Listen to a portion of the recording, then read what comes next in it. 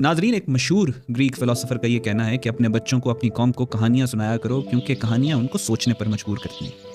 اور آج ہم آپ کے پاس ایک ایسی ہی کہانی لے کے آئے ہیں جو کہ انفارچونیٹلی ایک سچی کہانی ہے۔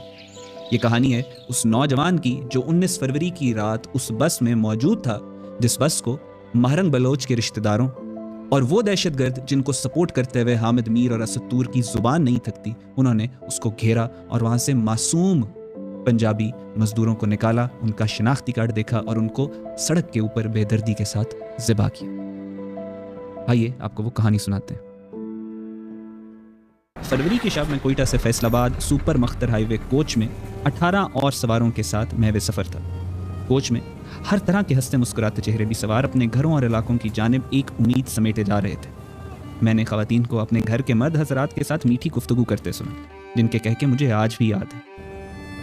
میں نے 2 مزدور بھائیوں کو آپس میں محبت سے بات کرتے ہوئے سنا، جو کہ ہنستے کھلکھلاتے ہوئے اس بس میں سوار ہوئے تھے۔ میں نے سب کے ساتھ کچھ نہ کچھ ایسا سامان اور تحفے دیکھے جو وہ بیچارے اپنے پیاروں کے لیے لے کر جا رہے تھے۔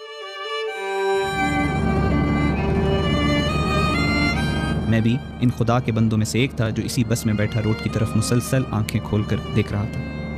کوئٹہ سے بیٹھے ہم اب تک 3 مرتبہ مختلف مقامات پر نماز اور کھانے پینے کی غرض سے رکے تھے۔ پھر ہم نے عشاء کی نماز اور کھانا لورا لئی کے اڈے پر کھایا، اور اب ہم سفر پر نکلے اپنے خیالات اور احساسات میں گم تھے۔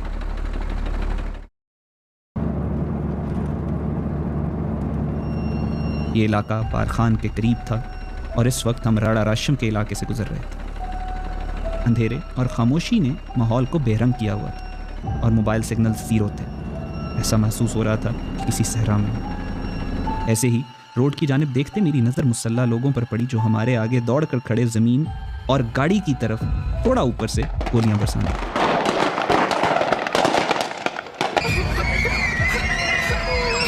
میں نے جلد از جلد یہ دیکھتے ہی آیت الکرسی پڑھی اور لا الہ الا انت سبحانک انی کنت من الظالمین کی ورد شروع کر دی۔ میں مکمل ہوش و حواس میں تھا اور سب سے پہلے میں نے اپنے موبائل کو ایئرپلین موڈ میں کیا اور اگلی سیٹ کے نیچے رکھ دیا۔ ایسے مشکل لمحے میں ڈرائیور نے بس روکی، ورنہ ہماری بس پر ہر طرف سے آگ کی گولیاں برس پڑتی، شاید پٹرول کی ٹینکی بھی جل جاتی اور ڈرائیور کو گولی لگ کر شاید بس بے قابو ہو جاتی۔ مسلح لوگ ہماری جانب دوڑتے ہوئے آئے، جنہوں نے مخصوص جیکٹس اور کیپس پہن رکھی تھیں۔ میں پہلی نظر سے ہی سمجھ گیا کہ ہمارا سامنا انڈین فنڈڈ دہشت گردوں سے ہوا ہے، جن کو ہم BLA کے نام سے جانتے ہیں۔ گاڑی میں 3 وحشی چیختے چلاتے ہوئے داخل ہوئے اور سب سے پہلے سب مسافروں میں خوف و ہراس پھیلانے لگے۔ خواتین چیخنے لگیں، مرد حضرات سمجھے کہ شاید یہ کوئی چور ہیں اور انہوں نے اپنے موبائل اور پیسے بہت کم وقت میں چھپا لیے، مگر ان کو اندازہ نہیں تھا کہ یہ انسانی جانوں کے چور ہیں، پیسوں کے نہیں۔ پیسے تو ان کو بھارت سے بہت زیادہ ملتے ہیں۔ ان دہشت گردوں نے سب سے پہلے وہ لڑکا جو سب سے آگے بیٹھا تھا، اس کو بہت اونچی آواز میں چیختے ہوئے پوچھا کہ کون ہو، کہاں جا رہے ہو، نیچے اتارو اس کو۔ پہلا دہشت گرد دوسرے دہشت گرد سے کہنے لگا۔ شاید اس لڑکے کے حلیے سے ان کو لگ رہا تھا کہ یہ پنجابی ہے۔ یہ دہشت گرد گھبرائے ہوئے بھی تھے اور جلد از جلد اپنی شیطانیت اور جہالت کو عمل میں لانا چاہتے تھے۔ اس لڑکے نے ان کو جواباً کہا کوئٹہ سے ہوں اور پشتو میں بات کرنا شروع کی، تو انہوں نے کہا جلدی اپنا کارڈ دکھا۔ اس شخص نے فوراً اپنا شناختی کارڈ دکھایا اور دہشت گردوں نے ایک دوسرے کی طرف دیکھا اور اس کو واپس بس میں جانے کا کہہ دیا۔ اب یہ دہشت گرد واپس بس میں آ کر سب کے شناختی کارڈ دیکھنے لگے اور جو بھی پنجاب کا رہائشی تھا اس کو دھکے اور لات دے کر نیچے اتارنے کو کہا۔ ایک عجیب خوف کا عالم طاری تھا ان بے گناہ معصوم جانوں پر جو نیچے اترتے گئے۔ میں سب کچھ دیکھ رہا تھا، مجھے ان میں کوئی مشرک، یہودی، ہندو، کافر، لادین، ملحد، دہریہ نظر نہیں آیا۔ یہ سب مسافر مسلمان تھے، پاکستانی تھے، اور جن کو نیچے اتارا وہ تمام غریب پنجابی تھے۔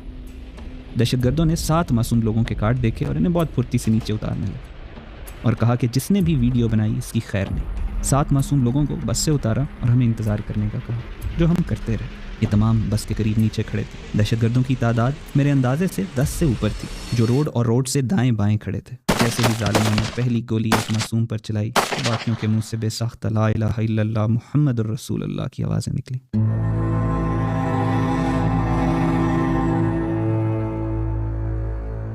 اور یہ اللہ کے ماننے والے اور یہ گواہی دینے والے کہ رسول اللہ حضرت محمد مصطفیٰ صلی اللہ علیہ وآلہ وسلم اللہ کے آخری رسول، اپنی جانوں کو اللہ کے سپرد کر کے شہادت کو گلے لگاتے گئے۔ इस दौरान हमने कोई आधा घंटा इंतजार भी किया। आखिरकार 3 वहशी दरिंदे बस के अंदर आए, जिनके चेहरे पर नहुसत, नापाकी, खलाजत, सफाकी और बर्बरियत जाहिर थी। अब इनमें से एक ने अपना पैगाम सुनाया।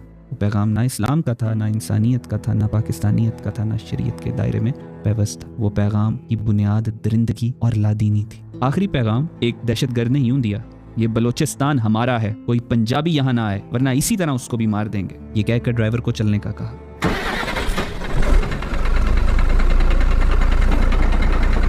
हम इस क़यामत सुगरा से निकल पड़े और मेरे दिलो दिमाग में इंसानियत और इस्लाम के दर्स घूमने लगे कि ये क्या हुआ और क्या ये जो कुछ हुआ ये सच था। मैं खुद से पूछने लगा, मगर मैं जो भी बात सोचता, जो हुआ वो सच था। ये मेरी आंखों के सामने हुआ। अल्लाह ने मुझे दुश्मनों की हैवानियत दिखाई। आज मुझे फैसलाबाद में वक्त मिला तो सोचा आप दोस्तों के साथ तफसील से बात कर लूं। नाज़रीन, ये सेंटिमेंट है बलूचिस्तान के नौजवानों का। अब आप खुद मुझे बताएं कि क्या ये दहशतगर्द ये बलोचों के हकूक़ की जंग लड़ रहे हैं या ये बलोचों के सबसे बड़े दुश्मन हैं और अफवाज पाकिस्तान, रियासत पाकिस्तान इन बलोचों के हकूक़ की जंग लड़ रही है। और ये भी मुझे बताएं कि इन सफाक दहशतगर्दों के साथ क्या सलूक करना चाहिए। क्या लगता है आपको, इनको अदालतों में लेके जाना चाहिए, इन पे केसेस करने चाहिए, इनको रिलीफ देना चाहिए, या इनको भी उसी तरह से गोली मारनी चाहिए जिस तरह इन्होंने इन मासूम पंजाबी मजदूरों को सड़क पे निकाल कर गोली मारी और फिर उनकी लाशों को वहीं फेंक कर चले गए। ये आपसे मेरा सवाल है। पाकिस्तान जिंदाबाद।